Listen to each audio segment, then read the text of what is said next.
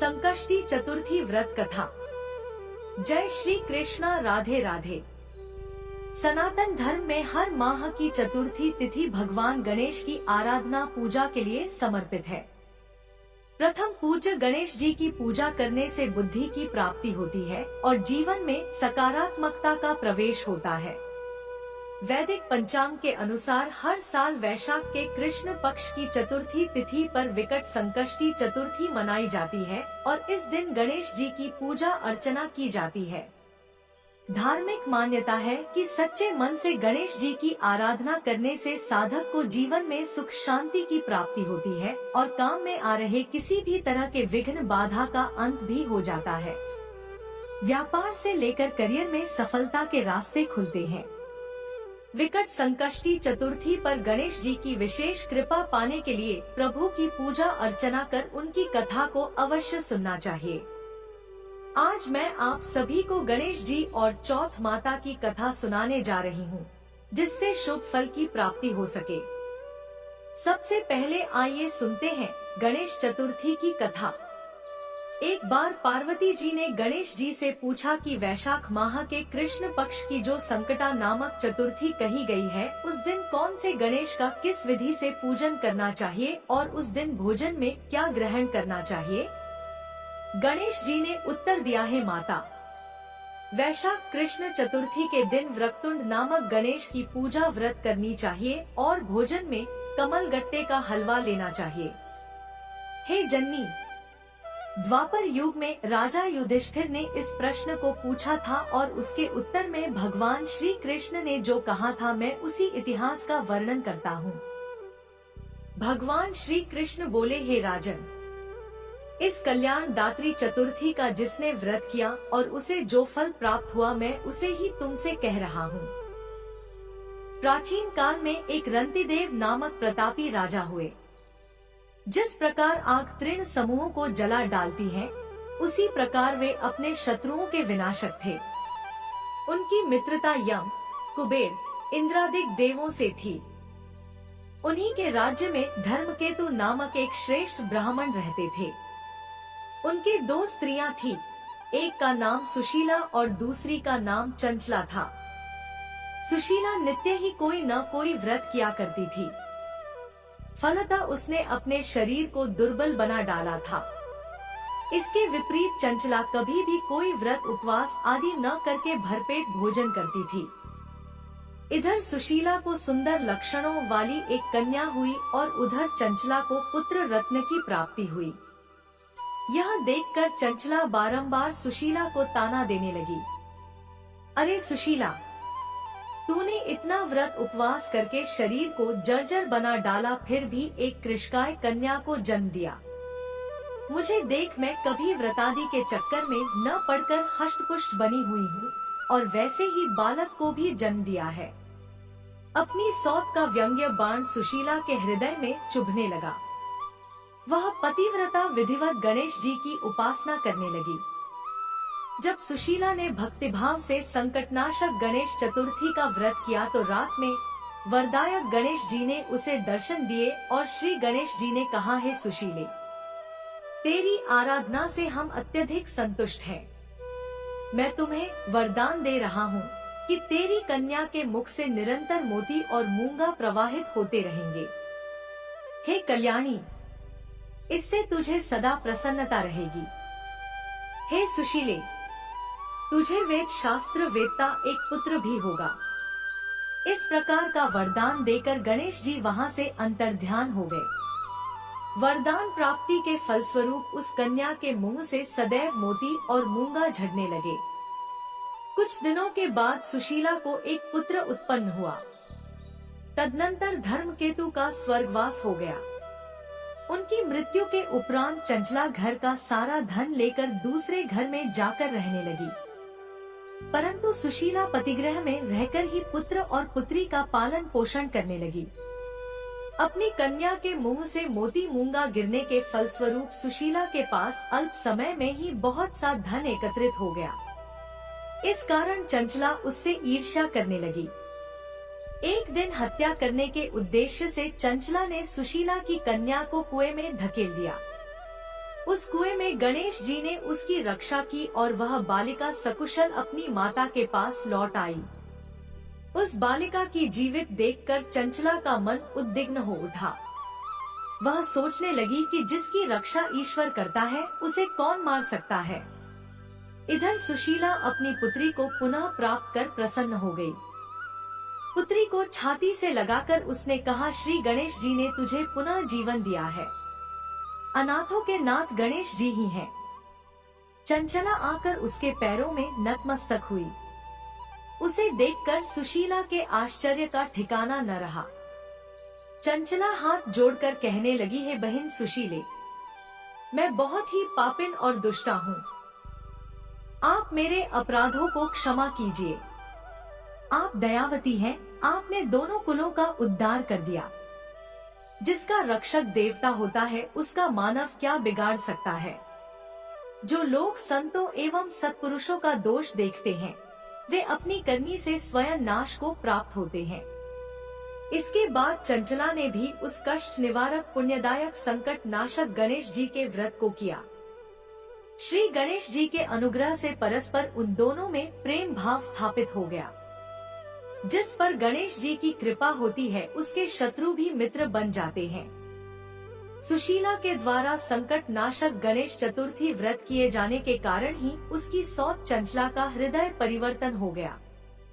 श्री गणेश जी कहते हैं कि हे देवी, पूर्वकाल का पूरा वृतांत आपको सुना दिया। इस लोक में इससे श्रेष्ठ विघ्न विनाशक कोई दूसरा व्रत नहीं है। भगवान श्री कृष्ण जी कहते हैं कि हे धर्मराज, आप भी विधि पूर्वक गणेश जी का व्रत कीजिए। इसके करने से आपके शत्रुओं का नाश होगा तथा अष्ट सिद्धियां और नवनिधियां आपके सामने करबद्ध होकर खड़ी रहेंगी। हे धर्मप्रायण युधिष्ठिर, आप अपने भाइयों, धर्म पत्नी और माता के साथ इस व्रत को कीजिए। इससे थोड़े समय में ही आप अपने राज्य को प्राप्त कर लेंगे। अब आइए श्रवण करते हैं संकष्टी चतुर्थी के दिन सुनी जाने वाली चौथ माता की कथा। एक गांव में एक सेठ और सेठानी रहते थे। उनके एक बेटा और बहू थे। बहू सबको भोजन करा के फिर स्वयं भोजन करती थी। एक पड़ोसन ऐसी भी थी जो रोज पूछती थी कि बहू आज क्या बनाया। बहू कहती थी ठंडो बासी। एक दिन उसके पति ने ऐसा सुनकर विचार किया कि आज तो पकवान बनाए जाएं, फिर देखें कि मेरी पत्नी क्या कहती है। उसने तरह तरह के पकवान बनाए और घर के सभी लोगों ने साथ बैठकर भोजन किया। आज भी पड़ोसन ने पूछा तो बहू ने कहा ठंडो बासी। सेठ के लड़के ने सोचा हो ना हो कोई बात तो अवश्य है जिससे मेरी पत्नी ऐसा कहती है। उसने अपनी पत्नी से पूछा, तुम रोज ठंडो बासी खाया ऐसा क्यों कहती हो, जबकि हम सबने एक साथ बैठकर कई तरह के पकवान खाए थे। तब उसकी पत्नी बोली, हम लोग जो कुछ भी खा रहे हैं वह आपके बुजुर्गों की कमाई है। जिस दिन आप कमा कर लाओगे उस दिन मैं समझूंगी कि ताज़ा भोजन कर रही हूँ। अब एक दिन लड़के ने अपनी माँ से कहा, मैं एक बड़े शहर में कमाई करने जा रहा हूँ। माँ बोली, बेटा अपने पास इतना धन है कि कितना भी खाओ समाप्त नहीं होगा। माँ के मना करने पर भी बेटे ने स्वयं कमाने का दृढ़ निश्चय कर लिया और जाते समय पत्नी से कहा, मैं जब तक कमाकर बहुत सा धन लेकर ना आऊं, तुम चूल्हे की आग मत बुझने देना। एक दिन चूल्हे की आग बुझ गई तो वह मन ही मन घबराने लगी। उसने सोचा, मेरे पति पर कोई संकट तो नहीं आया। जल्दी से पड़ोस में जाकर चूल्हे में आग डालने का विचार करके गई। वहाँ पड़ोसन चौथ माता का व्रत पूजन कर रही थी। पड़ोसन ने कहा, थोड़ी देर में आकर आग ले लेना। बहू ने पड़ोसन से पूछा, आप यह व्रत क्यों करती हो, इससे क्या मिलता है। तब पड़ोसन ने कहा, चौथ माता के इस व्रत को करने से अन्न धन और लक्ष्मी मिलती है तथा सभी मनोकामनाएं भी पूरी होती है। अब बहू भी चौथ माता का व्रत करने लगी। दीवार पर चौथ माता बनाई। उस दिन घी गुड़ का चूरमा बनाकर रात्रि को चंद्रमा को अर्घ्य देकर भोजन करती है। ऐसा करते करते बहुत दिन व्यतीत हो गए। चौथ माता ने उस बहू के पति को सपना दिया कि साहूकार का बेटा तू जाग रहा है या सो रहा है। तेरी पत्नी बहुत तुझे याद कर रही है, घर जाकर उसकी चिंता मिटा। तू दुकान खोलकर बैठ जाना, आज तेरा हिसाब किताब चुकता हो जाएगा। अब तो चौथ माता ने जैसा कहा था वैसा ही हुआ। उसने घर जाने की तैयारी की और गाड़ी भरकर धन दौलत लेकर चल दिया। रास्ते में एक बड़ा सा नाग फन फैलाए बैठा था और कहने लगा, आज तो मैं तुझे डसूंगा छोड़ूंगा नहीं, आज तेरी आयु पूरी हो गई है। सेठ के लड़के ने सांप से कहा, आज चौथ माता ने मुझे सपना दिखाया तो मैं अपनी पत्नी से मिलने घर जा रहा हूँ। वह मेरी प्रतीक्षा कर रही है और बहुत चिंता कर रही है। मैं उससे मिलकर जरूर आऊंगा, तब तुम मुझे डस लेना।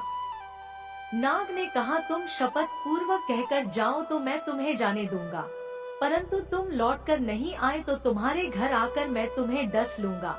इस प्रकार सर्प को वचन देकर वह अपने घर पहुंचा। वहां परिवार वालों से हंसी खुशी से मिला और भोजन करके उदास होकर बैठ गया। उसकी पत्नी ने उदास होने का कारण पूछा तो पति ने काले नाग वाली बात बताते हुए कहा, यदि मैं उसके पास नहीं जाऊंगा तो वह घर आकर मुझे डस लेगा। पत्नी बहुत चतुर थी, उसने कहा, आप जरा भी घबराओ नहीं, आप सो जाइए, मैं कुछ उपाय करती हूँ। पत्नी ने अपने कमरे में 7 सीढ़ी बनाई। पहली सीढ़ी पर रेत, दूसरी सीढ़ी पर इत्र, तीसरी सीढ़ी पर गुलाल और फूल, चौथी पर केसर, पांचवी पर लड्डू पेड़ा, छठी पर गद्दी गलीचा और 7वीं सीढ़ी पर दूध का कटोरा भरकर रख देती है। इस प्रकार वह 7 सीढ़ी सजाकर बैठ गई।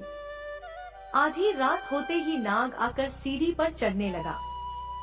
पहली सीढ़ी पर रेत में लौट गया और कहने लगा, सेठ की बहू ने आराम तो बहुत दिया, पर वचनों से बंधा आया हूँ सो डसूंगा अवश्य।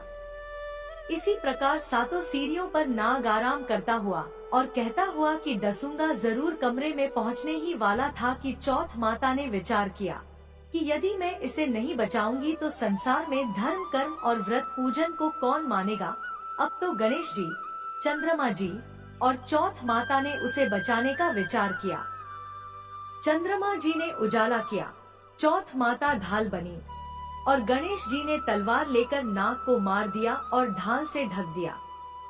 अब बहू भी थकी हारी सो गई। दिन उगा तो लोग बेटे से मिलने आए, परंतु बेटा और बहू तो उठे ही नहीं थे। बहुत देर हो गई तो माँ उन्हें उठाने गई।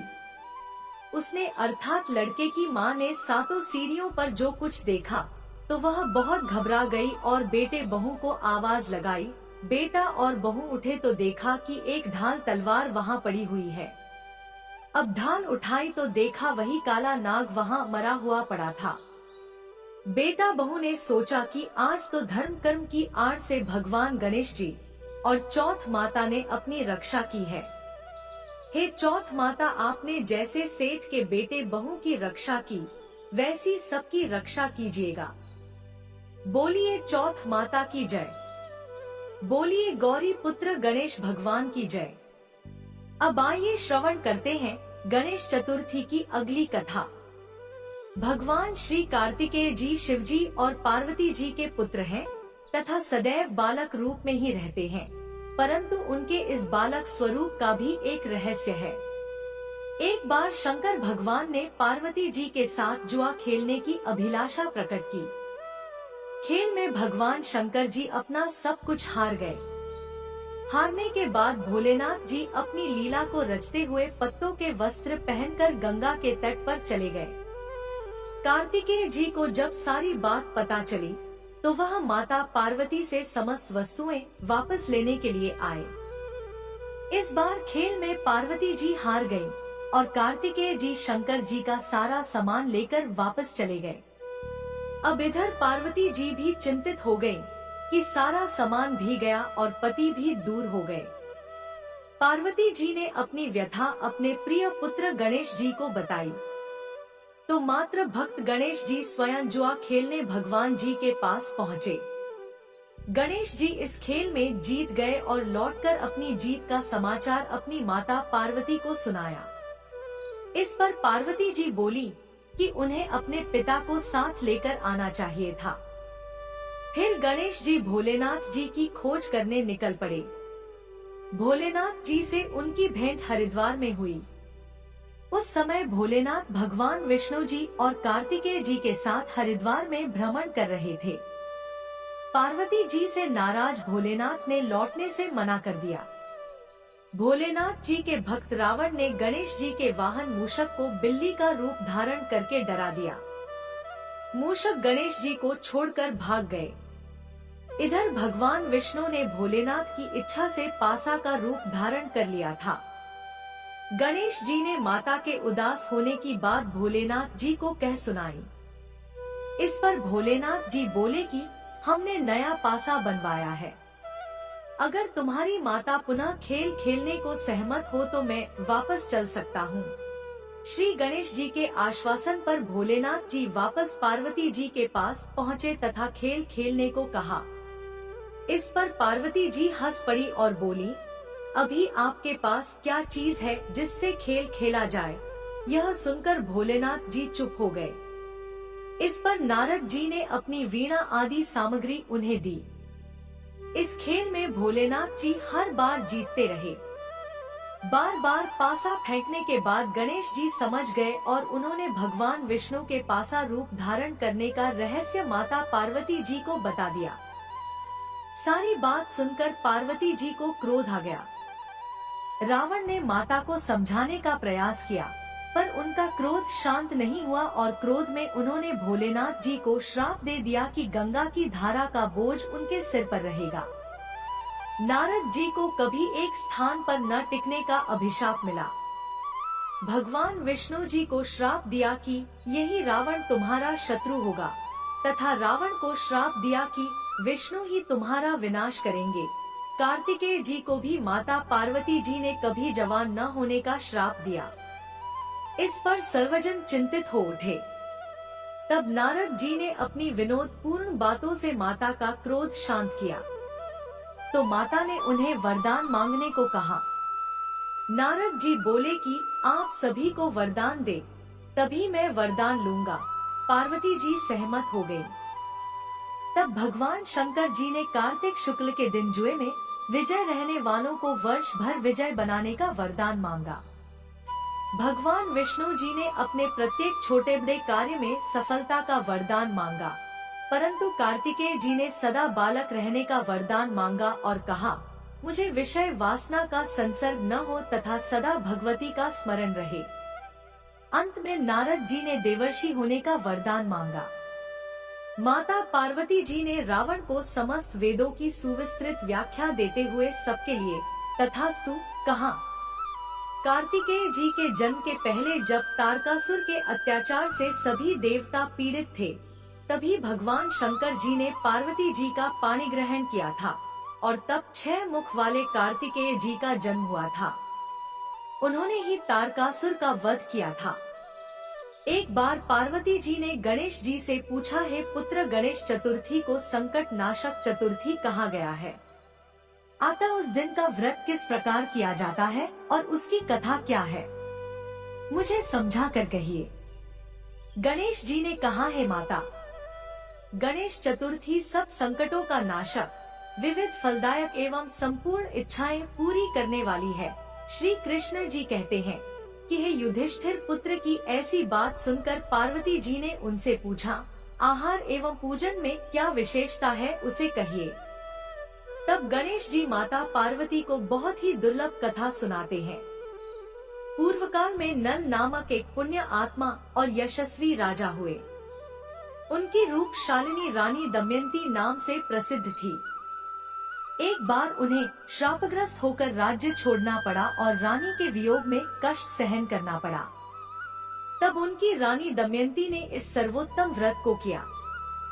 पार्वती जी ने पूछा, हे पुत्र, दमयंती ने किस विधि से इस व्रत को किया और किस प्रकार व्रत के प्रभाव से 3 महीनों के अंदर ही उन्हें अपने पति से मिलने का सहयोग प्राप्त हुआ, इन सब बातों को आप मुझे बताइए। श्री कृष्ण जी ने कहा, है युधिष्ठिर, पार्वती जी के ऐसा पूछने पर बुद्धि के भंडार गणेश जी ने जैसा उत्तर दिया, उसे मैं कह रहा हूँ, आप भी सुनिए। श्री गणेश जी कहते हैं कि हे माता, राजा नल को बड़ी बड़ी आपदाओं का सामना करना पड़ा। हाथी खाने से हाथी और घुड़साल से घोड़े का अपहरण हो गया। डाकुओं ने राजकोष लूट लिया और अग्नि की ज्वालाओं से घिरकर उनका माल भस्म हो गया। राज्य को नष्ट करने वाले मंत्री लोगों ने भी साथ छोड़ दिया। राजा जुए में सब कुछ गंवा बैठे और उनकी राजधानी भी उनके हाथ से निकल गई। सभी ओर से निराश और असहाय होकर राजा नल वन में चले गए। वन में रहते समय उन्हें दमयंती के साथ अनेक कष्ट सहन करने पड़े। इतना होते हुए भी उनका रानी से वियोग हो गया। तत्पश्चात राजा किसी नगर में भिक्षाटन करने लगे, रानी किसी दूसरे नगर में रहने लगी और राजकुमार अन्यत्र नौकरी करने लगा। जो किसी समय राजा रानी राजपुत्र कहे जाते थे, वही अब भिक्षा मांगने लगे। तरह तरह के रोगों से पीड़ित होकर एक दूसरे से अलग होकर कर्म फल को भोगते हुए दिन बीतने लगे। एक समय की बात है कि वन में भटकती हुई दमयंती ने महर्षि सरभंग के दर्शन किए। उसने उनके पैरों पर नतमस्तक हो हाथ जोड़कर कहा, हे ऋषिराज, मेरा अपने पति से कब मिलन होगा? किस उपाय से मुझे हाथी घोड़ों से युक्त घनी आबादी वाली नगरी मिलेगी? मेरा भाग्य कब लौटेगा? हे मुनिवर, आप निश्चित रूप से बताइए। श्री गणेश जी कहते हैं कि दमयंती का यह उत्तम प्रश्न सुनकर सरभंग मुनि ने कहा, हे दमयंती, मैं तुम्हारे कल्याण की बात बता रहा हूँ, उसे ध्यान पूर्वक सुनो। इससे सब संकट का नाश होता है। यह सब कामनाएं पूर्ण करने वाला एवं शुभदायक है। अघन मास की चतुर्थी संकट नाशक कही गई है। इस तिथि को नर नारियों को गजानन की पूजा करनी चाहिए। विधि पूर्वक व्रत एवं पूजन करने से तुम्हारी संपूर्ण इच्छाएं पूर्ण होंगी। 7 महीने के अंदर ही तुम्हारा पति से मिलन होगा। यह बात मैं निश्चय पूर्वक कहता हूँ। गणेश जी कहते हैं कि सरभंग मुनि का ऐसा आदेश पाकर दमयंती ने संकट चतुर्थी व्रत प्रारंभ किया और तभी से लगातार प्रतिमा से गणेश जी का पूजन करने लगी। 7 ही महीने में राजन, इस उत्तम व्रत को करने से उसे पति, राज्यपुत्र और पूर्वकालीन वैभव आदि की प्राप्ति हो गई। श्री कृष्ण जी कहते हैं कि हे युधिष्ठिर, इसी प्रकार इस व्रत को करने से आपको भी राज्य की प्राप्ति होगी और आपके सभी शत्रुओं का नाश होगा, यह निश्चय है। हे राजन, इस प्रकार मैंने सभी व्रतों में उत्तम व्रत का वर्णन किया है। यह सब संकट का नाश करता हुआ आपके भाग्य की वृद्धि करेगा। बोलिए श्री गणेश भगवान की जय। बोलिए श्री राधा कृष्णा भगवान की जय। अब आइए अंत में श्रवण करते हैं सभी मनोकामनाओं को पूर्ण करने वाली गणेश जी की कथा। एक समय की बात है कि एक भाई बहन रहते थे। बहन का नियम था कि वह अपने भाई का चेहरा देखकर ही खाना खाती थी। हर रोज वह सुबह उठती थी और जल्दी जल्दी सारा काम करके अपने भाई का मुंह देखने के लिए उसके घर जाती थी। एक दिन रास्ते में एक पीपल के नीचे गणेश जी की मूर्ति रखी थी। उसने भगवान के सामने हाथ जोड़कर कहा कि मेरे जैसा अमर सुहाग और मेरे जैसा अमर पति सबको दीजिए। यह कहकर वह आगे बढ़ जाती है। जंगल की झाड़ियों के कांटे उसके पैरों में चुभा करते थे। एक दिन वह भाई के घर पहुंची और भाई का मुंह देखकर बैठ गई। तो भाभी ने पूछा कि पैरों में क्या हो गया है। यह सुनकर उसने भाभी को जवाब दिया कि रास्ते में जंगल के झाड़ियों के गिरे हुए कांटे पाँव में चुभ गए हैं। जब वह वापस अपने घर चली गई, तब भाभी ने अपने पति से कहा कि रास्ते को साफ करवा दो, आपके बहन के पाँव में बहुत सारे कांटे चुभ गए हैं। भाई ने तब कुल्हाड़ी लेकर सारी झाड़ियों को काटकर रास्ता साफ कर दिया, जिससे गणेश जी का भी स्थान वहां से हट गया। यह देखकर भगवान गुस्सा हो गए और उसके भाई के प्राण हर लिए। लोग अंतिम संस्कार के लिए जब भाई को ले जा रहे थे, तब उसकी भाभी रोते हुए लोगों से कहने लगी कि थोड़ी देर रुक जाओ, उसकी बहन आने वाली है, वह अपने भाई का मुख देखे बिना नहीं रह सकती है, उसका यह नियम है। तब लोगों ने कहा कि आज तो देख लेगी, पर कल कैसे देखेगी। रोज के दिन की तरह बहन अपने भाई का मुंह देखने के लिए जंगल में निकली। तब जंगल में उसने देखा कि सारा रास्ता साफ किया हुआ है। जब वह आगे बढ़ी तो उसने देखा कि गणेश जी को भी वहां से हटा दिया गया है। तब उसने जाने से पहले गणेश जी को एक अच्छे स्थान पर रखकर उन्हें स्थान दिया और हाथ जोड़कर बोली कि हे विघ्नहर्ता भगवान, मेरे जैसा अमर सुहाग और मेरे जैसा अमर पति सबको देना। फिर बोलकर आगे निकल गई। भगवान तब सोचने लगे कि अगर इसकी नहीं सुनी तो हमें कौन मानेगा, हमें कौन पूजेगा। तब सिद्धि विनायक ने उसे आवाज दी, बेटी, इस खिजरी के साथ पत्ते लेकर जा और उसे कच्चे दूध में घोलकर भाई के ऊपर छिड़क देना, वह उठकर बैठ जाएगा। यह सुनकर जब बहन पीछे मुड़ी तो वहाँ कोई नहीं था। फिर वह यह सोचने लगी कि ठीक है, जैसा सुना वैसा ही कर लेती हूँ। फिर वह 7 खिजरी के पत्तियों को लेकर अपने भाई के घर पहुँची। उसने देखा कि वहाँ कई लोग बैठे हुए हैं, भाभी बैठी रो रही है और भाई की लाश रखी है। तब उसने उन पत्तियों को बताए हुए नियम के तहत भाई के ऊपर छिड़का। तब भाई उठकर बैठ गया। भाई बहन से बोला कि मुझे बहुत ही गहरी नींद आ गई थी। तब बहन बोली कि यह नींद किसी दुश्मन को भी न आए और उसने सारी बात अपने भाई को बता दी। जय श्री गणेश। अगर वीडियो पसंद आई तो हमारे चैनल को सब्सक्राइब करें। धन्यवाद।